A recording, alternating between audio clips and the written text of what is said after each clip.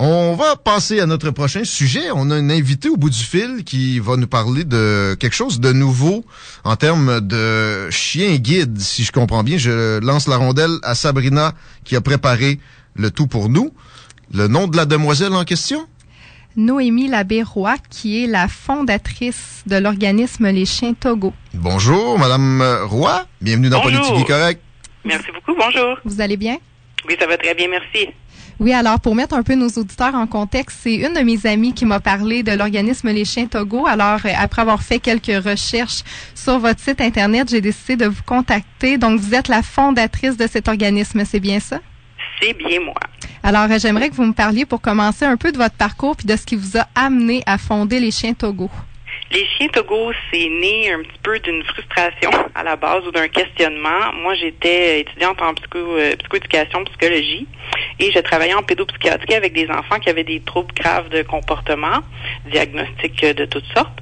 Et je me demandais toujours à quel point mes interventions étaient vraiment aidantes. Quand l'enfant et la famille retournaient à la maison, je me disais, bon, est-ce que vraiment je fais une différence dans la vie de ces familles-là? On espère toujours que oui.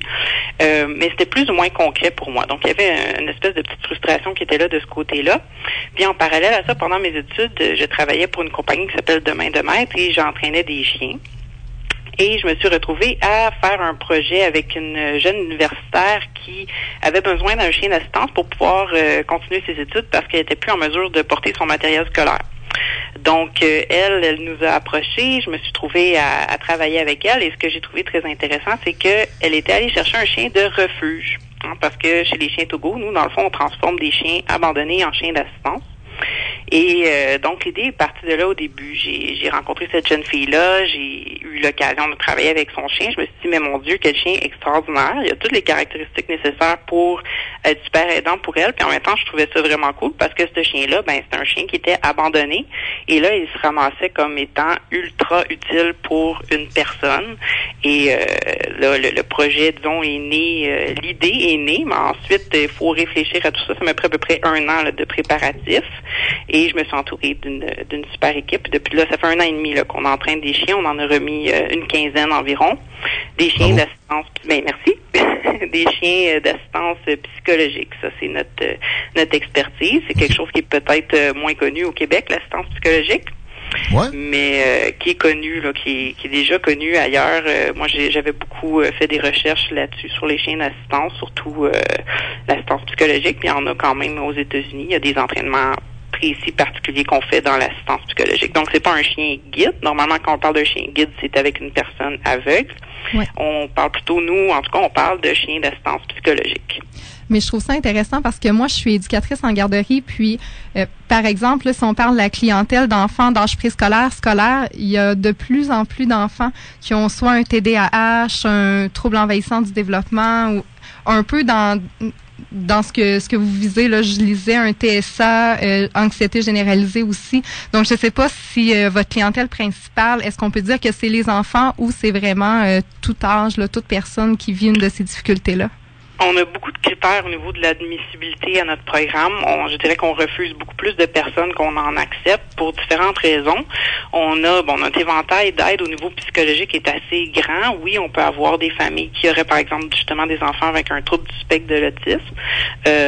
Mais on peut aussi avoir des adultes. On peut avoir, c'est vraiment varié. On peut avoir des adultes qui auraient du stress post-traumatique, par exemple, trouble anxiété généralisée, des problèmes au niveau du sommeil. On peut avoir un monsieur de 35 ans comme on peut avoir un enfant de 8 ans. Donc, c'est assez large, là. On fait des entraînements toujours individualisés. On n'entraîne pas les chiens d'avance. Donc, la première étape, c'est qu'on reçoit la personne ou la famille et on fait une évaluation des besoins spécifiques à cette personne-là. Puis, on regarde aussi si c'est réaliste. Puis, au niveau des critères, les enfants doivent être âgés de 6 ans et plus. Alors, là, tu me parlais là en garderie. Oui. Mais les amis de la garderie seraient trop jeunes pour avoir un chien Togo. Nous, on a mis comme critère 6 ans et plus parce que on veut s'assurer justement que autant pour le chien que pour les enfants, c'est sécuritaire. Je dis pour le chien parce que notre mission est double. Autant on veut aider l'être humain puis on travaille avec les humains, mais on veut aussi, au niveau du chien, s'assurer que le chien va être traité avec respect et dans la même éthique d'entraînement que notre fondation, qui est en renforcement positif, qu'on appelle. D'accord, parce qu'en fait, le chien Togo va suivre l'enfant partout où il va, même à l'école, c'est ça? Non, ça dépend. D'abord, on a deux types de chiens pour les enfants. On a des chiens de type bon compagnon qui vont pas aller dans les endroits publics. Donc, c'est un chien qui a été entraîné selon des besoins spécifiques. Par exemple, un enfant qui aurait des difficultés au niveau du sommeil. Bon, ben, on va collaborer avec la famille pour que le chien soit amené à dormir avec l'enfant, qui va être un moyen aidant pour l'enfant de s'endormir. Dans le fond, il flatte l'animal au lieu d'être dans l'anxiété puis dans le stress d'être sans papa-maman, par exemple. Mais en même temps, les enfants d'âge primaire sont jamais accompagnés par leur chien parce que, tant qu'à moi, d'avoir un petit bonhomme qui est responsable, déjà le petit bonhomme qui a ses propres défis, là, qui serait responsable tout seul d'un chien toute la journée à l'école, moi je trouve que ça serait d'augmenter son niveau de stress, ce qui est pas l'idée d'avoir un chien, au contraire. Maintenant,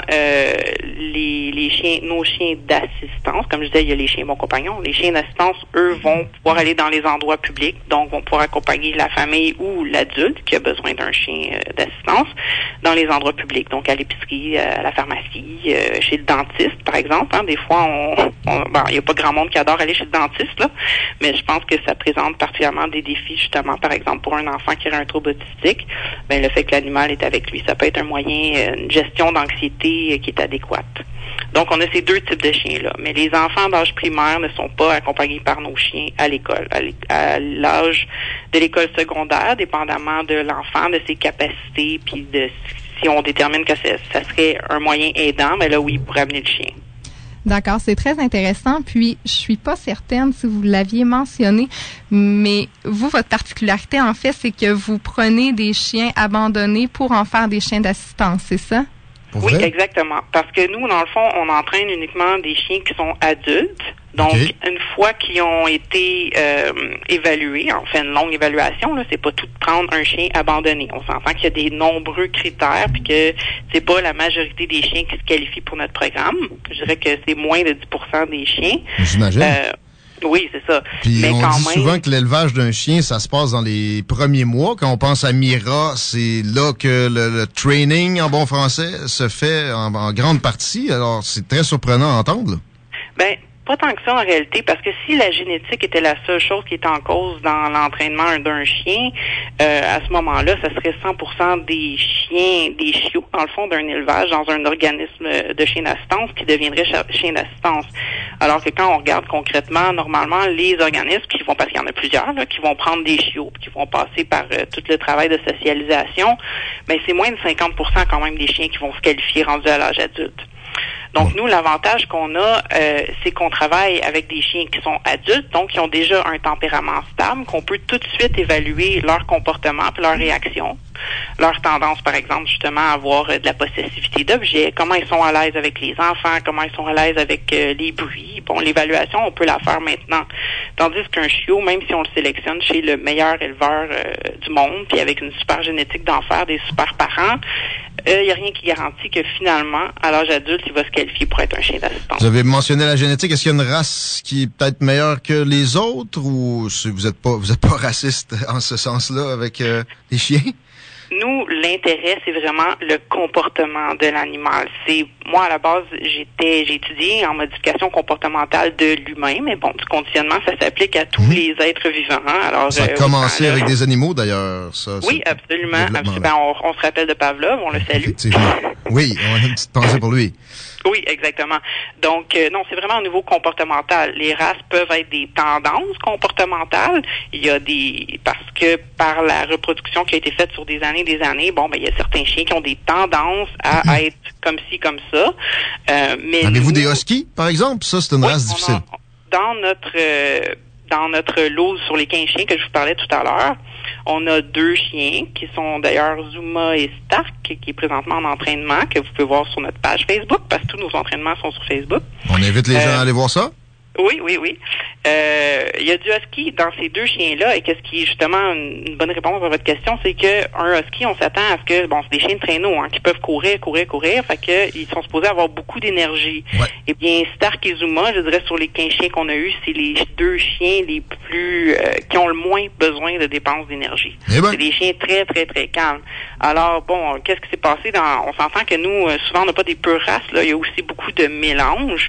Alors, ben, coudonc, il y a un gène, en quelque part, là, qui est peut-être pas dans le mélange, mais ce chien-là est très, très, très calme. Donc, moi, personnellement, puis notre équipe, ça nous intéresse pas vraiment la race du chien. Cela dit, on va toujours aussi avec les préférences de la personne, parce que comme j'expliquais tout à l'heure, c'est pas nous qui décidons, on prend ce chien-là, on te l'a entraîné, puis on te le donne. C'est vraiment un travail en collaboration avec la famille ou la personne. La personne doit choisir l'animal qui a été retenu par notre programme, qui a été évalué, puis au niveau comportemental, on peut dire oui, ce chien-là a tout ce qu'il faut. Maintenant, la personne doit choisir. Alors, si, par exemple, vous arriviez puis vous me disiez, ben moi, j'en veux pas de husky, j'ai super peur des huskies, ben moi, mon travail, c'est pas de vous convaincre du contraire. C'est juste que pour nous, ça représente rien, la race, parce que tous nos chiens passent par un protocole tellement strict et intensif d'évaluation que c'est le comportement qui nous intéresse. Okay. Donc, le choix du chien en tant que tel revient à la personne qui l'aura. Oui, il faut que la personne rencontre l'animal, comme je disais, qui s'est qualifié, parce que là, on a formé toute une équipe d'évaluateurs Togo bénévoles qui sont dans plusieurs refuges avec lesquels on a des partenariats, qui vont repérer un chien. Ensuite, le chien va être sorti du refuge et évalué intensivement pendant 2 semaines dans 1001 contextes. Et si le chien se qualifie pour notre programme, ben là, il va être présenté aux familles qu'on pense qui sont le meilleur pairage qu'on peut avoir. Puis la famille doit dire oui, je choisis ce chien-là. C'est jamais imposé parce que justement, on se dit qu'il y a plus de chances que le chien soit aidant si c'est la famille qui le choisit, évidemment. Puis tout le monde a des préférences, même physiques, là, sur quel genre de chien on préfère. Puis on pense que c'est important d'en tenir compte aussi. Surtout quand on travaille avec des enfants, on veut pas que l'enfant ait peur de son chien. Ça, c'est officiel. C'est certain. Il faut qu'il y ait une attirance là, dès le départ. L'attirance est toujours réciproque parce que les chiens qu'on choisit aiment les gens. Vraiment beaucoup. Alors, le problème n'est pas du côté du chien, ça c'est certain, mais on veut que la personne choisisse aussi. D'accord. Pour terminer, Madame Labérois, j'ai lu qu'à plus long terme, votre objectif est de remettre tous vos chiens Togo gratuitement. J'en déduis qu'il y a des sommes importantes là. Qu'il y a des sommes importantes qui sont rattachées à l'éducation et à l'entraînement de ces chiens-là. Qu'est-ce que la population peut faire pour vous aider? La population peut aller sur Facebook et écrire Les Chiens Togo et aimer notre page, suivre nos entraînements. On est vraiment transparent dans notre façon d'entraîner. On répond aux questions. Le fait de nous suivre comme ça, nous, après ça, on va voir, on a des partenaires. Je dois mentionner Ovenbake, sans qui on pourrait pas là, être où on est présentement. Ovenbake, c'est une compagnie de nourriture qui est à Saint-Hyacinthe, nourriture pour chiens, oui, qui depuis le début du projet nous remet toute la nourriture gratuitement pour nos chiens. Alors ça, c'est vraiment, oui, eux autres, ils ont cru en notre projet dès le départ. Alors, une grosse partie grâce à eux, là, qu'on est où est-ce qu'on est présentement. Mais le fait, là, d'avoir des fans, je m'excuse pour l'anglicisme, on est bientôt à 8000 personnes qui nous suivent sur Facebook. Je dirais que c'est ça qui nous donne le plus le vent dans les voiles. Sinon, vous pouvez aussi devenir membre de la fondation en allant sur notre site web au www.leschienstogo.com. Et si vous voulez vraiment aider nos chiens et nos humains, je dirais que ça serait, si vous voyez un chien d'assistance dans les endroits publics, de le laisser faire son travail et de ne pas poser plein de questions à la personne qui est accompagnée, parce que on se rappelle qu'on a des chiens d'assistance psychologique. Alors, la personne qui est à l'épicerie avec son chien Togo, elle est stressée d'être là. Elle n'a pas le goût de répondre qu'elle a un stress post-traumatique, puis pourquoi qu'elle a un chien. Bon. Alors ça, c'est l'affaire la plus aidante que les gens peuvent faire pour nos chiens puis nos humains de chien Togo. Excellent. Mais on merci est content beaucoup de pouvoir vous aider un peu. On va essayer de partager votre page Facebook sur la nôtre et bonne continuation. Bravo pour ce que vous faites.